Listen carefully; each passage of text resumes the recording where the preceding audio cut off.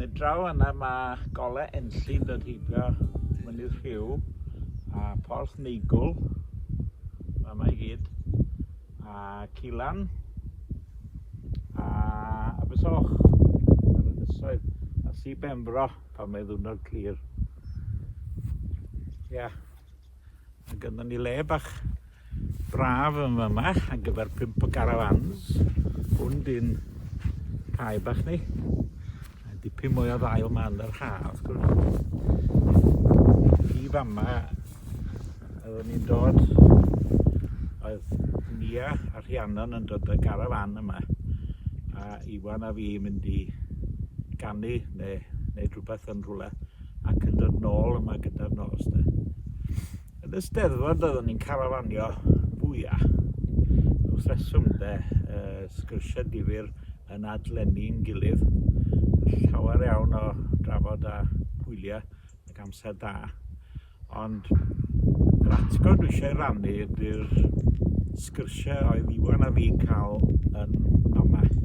Efo'r adlen wedi godi o flaen y garafan yn yma. A ni wedi dod yn ôl ac yn eistedd lawr ac yn cael glasied ac yn cael sgwrs. Roedd y byd yn ei le a y sgyrsiau yn arwain i bobman yn ymlacio ar ddiwedd y dydd ac yn rhoi pethau mawr yn ei lle falle ynde. Oeddwn ni'n cael llawer o sgyrsiau wrth deithio yn y car wrth gwrs, ond o'n eistedd yma ni a Rhiannon yn y garafan a ni'n cael rhyw gyfle bach i gael seibiant. And y sgyrsiau oeddwn ni'n cofio orau oedd y sgyrsiau hynny oedd yn trio rhoi trefn ar gred, ar grefydd a lot o'r pethau hynny sydd yn broblem i feibion gweinidogion falle.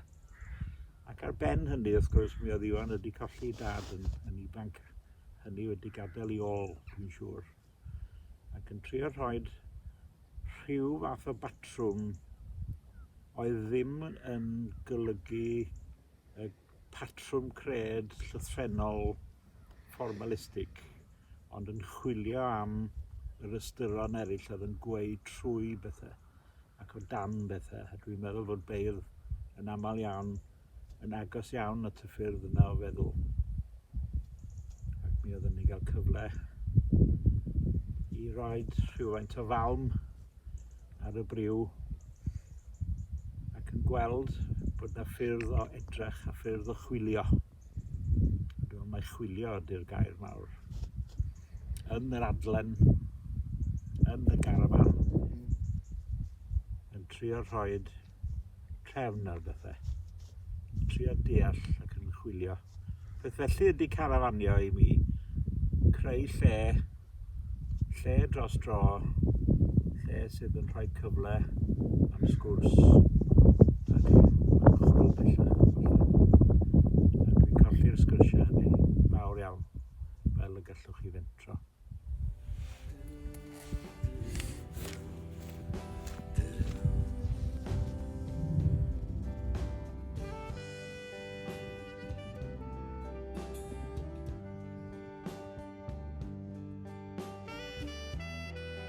Nôl yn 2009, pan o'n i dal siŵr o fod yn fy nghewynau barddol, mi ges i gynnig na allwn ni droi lawr yn Eisteddfod y Bala, sef i gymryd rhan yn ymryson y beirdd mewn tîm efo 3 eicon o'i cenhedlaeth, sef Merlin ap Dafydd, Twm Morris ac Iwan Llwyd. A ni'n ofnadwy o nerfus, ond oedd Iwan mor ganolog i'r tîm ac wrth groesawu rhywun i'r tîm, ydych chi'n gwybod, agwedd Iwan oedd tir di mewn gyfaill, ac oedd rhywun yn teimlo i bod nhw'n rhan o glwb arbennig, rhan o dîm gweddill Cymru neu gweddill y byd, ond yn rhan o rhywbeth cyfrin neu rhan o rhywbeth arbennig na Na doedd neb arall yn gwybod, yn rhyw gyfrinach bach ddireidus yn y llygaid Iwan o hyd. A hyd y dydd heddiw, dwi'n cofio un englyn a naeth Iwan yn yr ymryson hwnnw. Ond dwi'n cofio hi'n cael ei chyfansoddi. Ac Iwan dwi'n meddwl bod ni wedi bod yn stryglo hefo'r testyn, sef y llinell, englyn yn cynnwys y llinell, mi es yng nghwmni'r Mrs. A felly, beth sy'n digwydd wrth gwrs, pan mae rhywun yn stryglo, di maen nhw'n mynd tuag at y doniol neu'r gwamal. Ond mi lwyddodd Iwan rhywsut i lunio englyn a'i deud i wrthon ni wrth gefn y llwyfan. Mi es yng nghwmni'r Mrs. i'r balan drybeilig o barchus, ac o'r wyl fe ddes heb grys a rhywsut heb fy nhrowsus. Ac wrth iddo ddeud ti, dyma fo'n sbio na ni, a dyma ni'n sbio na fo. Ac o fewn dim, bydd Iwan wedi dechrau chwerthu'n yn braf, a nes bod o'r chwerthu'n yn crynu chwerthu'n de. A dwi'n meddwl stopiodd o'r chwerthu'n am sbel wedyn. Roedd rhywbeth wedi diclo fo am ei englyn ei hun. Ac erbyn iddo ddod i ddeud yr englyn hwnnw ar y llwyfan, nath o ddim llwyddo cyrraedd diwedd yr englyn heb dechrau chwerthu'n iddo fo hun eto. Ac mi chwerthodd y gynulleidfa hefo fo. A dyna brofiad arbennig i fi fel bardd ifanc yn dod i fy ymryson gyntaf. A jyst teimlo y cynesrwydd hwnnw oedd yn dod o fod mewn tîm hefo Iwan a gweld y direidi yna hefyd yn ei gymeriad o a'r hwyl roedd yn ei gael wrth chwarae fo geiriau ac ella gwneud hwyl am ben ei hun ac am ben eraill yn dawel bach hefyd. Atgofion melys iawn hynny, chwythig meddwl, mae honno oedd fy ymryson cyntaf i ac ymryson ola Iwan, ond roedd hi'n fraint anferthol cael bod yn rhan o hynny, rhywbeth na i gofio am byth.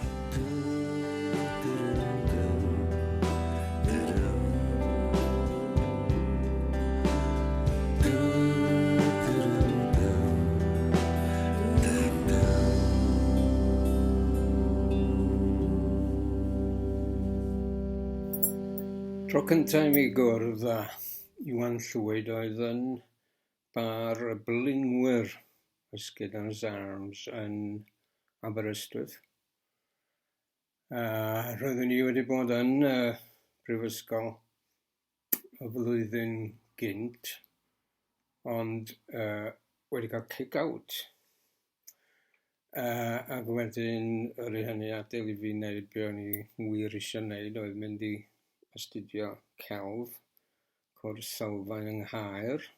Ond o'n i dal i ddod nôl i Aberystwyth ar ben wythnosau, achos oedd gennau dipyn golew o ffrindiau yna. So, dwi'n cofio Iwan, oedd yn ei flwyddyn gyntaf amser ni, blwyddyn yn iau na fi, yn dod i eistedd yn yn ymyl i a dechrau sgwrs. Ac yn amlwg, oedd o'n gwybod pwy oeddwn ni ac yn meddwl bod o'n rhywbeth diddorol ond debyg, bod fi'n artist neu bod fi eisiau bod yn artist. Ond y rhywbeth am o'n ni oedd yn atyniad iddo o'n nghwmpas i, yr ochr wyllt, falle, ddim fel yr arferol, ac fe gefais i'r un teimlad amdano fo. Ac felly y bu ar ôl hynny, ffrindiau fi o'n ni am gyfnod hir o amser. Nad o'n i'n ei weld o'n aml o bellffordd, roedd yna frawdoliaeth o fath rhwngthon ni. Frawdoliaeth oedd chydig ar y tu fas, fedra rhywun ddweud. Dealltwriaeth o fod ar y ffin rhwng creu rhywbeth gwych ar y naill llaw a llwyr hunan ddinistriad ar y llaw arall. Ac i'r ddau ohonym, mae'n debyg dyna oedd yn ein corddi. Dawnsio ar y dibyn, trwy rhyw wyrth dwi'n dal yma o'i hyd, ac wrth gwrs mae'n golled fawr bod o ddim. Wnaethon ni amryw job o waith efo'n gilydd, fi'n creu lluniau i'w gerddi fo. Oedd o wastad yn wych i weithio efo, llawn brydryddedd a llawn syniadau. Dwi'n gwisgo'r het yma fel teyrnged iddo fo.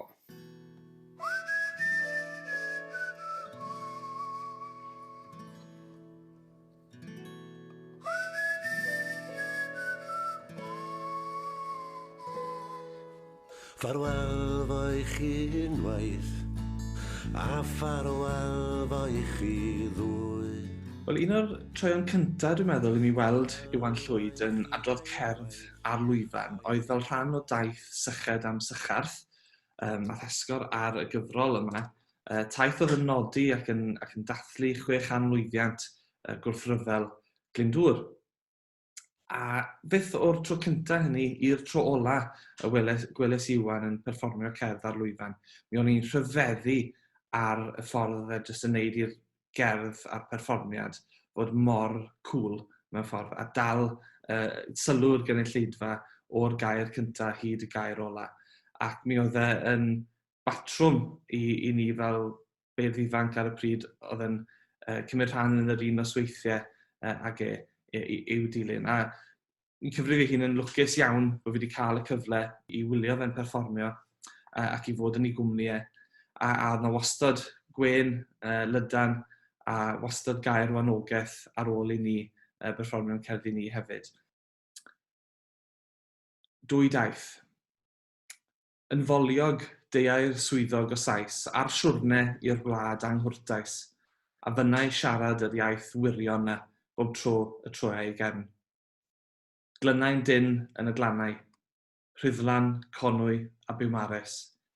Cadw'n ddigon pell oddi wrth y clogwyni tywyll, tir yr herwyr a'i gwragedd gorffwyll, yr anwariau troednoeth a ffermiau'r ucheldir, a'r dyffrynnoedd bach cil, lle roedd ceirw hir a chrehyrod yn potsian yr afonydd. Arhosau cyhyd ag oedd rhaid, cyn hwylio'n ddi amynedd yn ôl i lys gyfforddus Caer, yn ddigon pell o'r cestyll tywyll a'r bwyd gwael, gan adael gweinidog llwgwr ar ei ôl i gasglu'r llog. Roedd golau ymhen draw pob cwm i'r bardd, a'r llwybrau'n batrwm. Roedd ei fap ar gefn ei law ac yn ei gynghanedd, a de a gogledd cyn agosed ar odlau a glymau ei linellau, a chodiad a machlud hael yn pontio'r afonydd. Nid gwlad o furiau a cheirau, ond gwladoedd o geiau'n enwau cyfarwydd, a thai a'i drysau'n agored drwy'r dydd, o feilienydd i elfail i fiellt, a hanes pob teulu'n goleo'r conglau tywyll. Ni ddeiau ar draws y swyddog boliog ar ei siwrne, ni fyddai ei llwybrau'n croesi, ond fe wyddai na fyddai'n llwgu o dan y ser ar noson ddi, a byrddau cochwyllan yn drwm dan geirw hir a chrehyrod.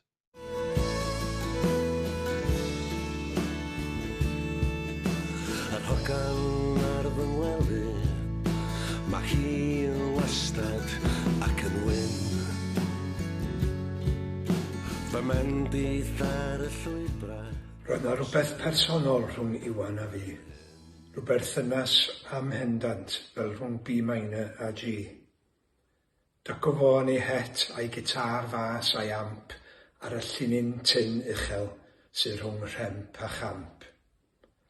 Ac mi wn nad oedd Iwan yn berffaith o bell, ond pan ganna i gan, roedd y byd ma'n le gwell.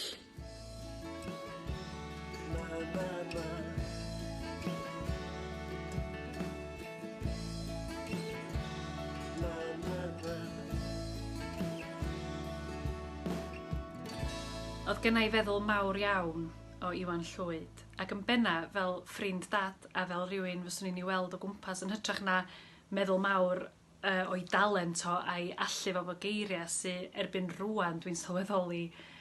Mae o'n arwr cenedlaethol ac yn rhywun fyddwn ni'n dal i ddarllen i waith o a fydd na bobl yn dysgu amdano fo mewn prifysgolion ac ysgolion am ddegawdau os nad canrifoedd i ddod. Ond i fi, ffrind dad oedd Iwan a boi da, diddorol, fysa wastad efo rhywbeth difyr i ddeud. Fysa fo'n fwy tebygol o aros yn ddistaw na cael sgwrs wag. A oedd gen efo'r ffordd efo plant a pobl ifanc pan oedden ni yn y blynyddoedd awkward teenager na, fysa fo'n siarad efo pawb yr un peth. Ac o'n i wastad wrth y modd yn ei gwmni fo. Os oedd o'n ystafell, oedd y ystafell yna'n le diddorol i fod. A dwi'n cofio pan o'n i'n 18, nath o sgwennu'r englyn yma i fi, dwi'n trysori erbyn hyn, wastad wedi trysori ond fwy fyth rwan. I Mari, mor hen wyt eleni, mae heilwen melys a direidi lliwiau'r tymhora Mari yn dal yn dylygau di. Special.